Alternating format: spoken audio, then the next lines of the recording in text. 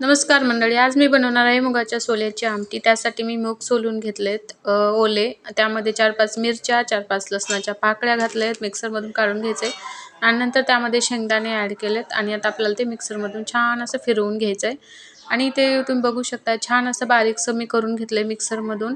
आता आपल्याला फोडणी टाकून घ्यायचं आहे याला। तर फोडणीसाठी मी इथे कांदा चिरून घेतलाय, कोथिंबीर घेतली आहे आणि लसण तर आपण ह्याच्यातच टाकलेलं होतं, त्यामुळे मी लसण आता स्किप करते, तुम्ही फोडणी टाकू शकता। नंतर मी कढई ठेवली, नंतर गॅस चालू केला, कढई ठेवली, नंतर त्यामध्ये तेल गरम झाल्यानंतर मोहरी जिरे टाकून घेतले, नंतर चिरून घेतलेला कांदा टाकलाय। कांदा छान आपल्याला असं तळून घ्यायचा आहे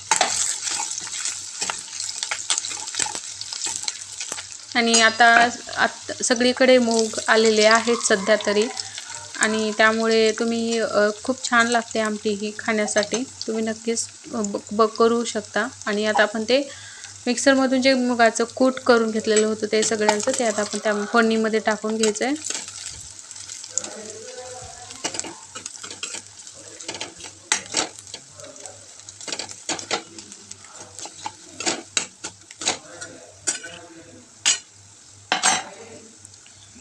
आणि त्यामध्ये थोडीशी हळद टाकायची,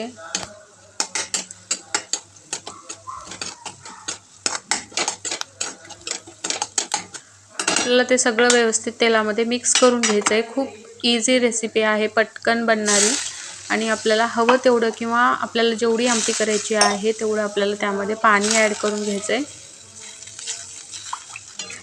आणि सगळ्यात शेवटी आपल्याला चवीनुसार मीठ ॲड करायचं आहे आणि पूर्ण हलवून घ्यायचं आहे मीठ टाकल्यानंतर। आणि 1-2 उकळी येऊ द्यायची भाजीला, म्हणजे आमटीला आपली आमटी बनवून तयार होते। तरी ते आमटी बनलेली आहे, 1-2 उकळ्या झालेल्या आहेत आमटीच्या। तर नक्की तुम्ही पण ट्राय करा।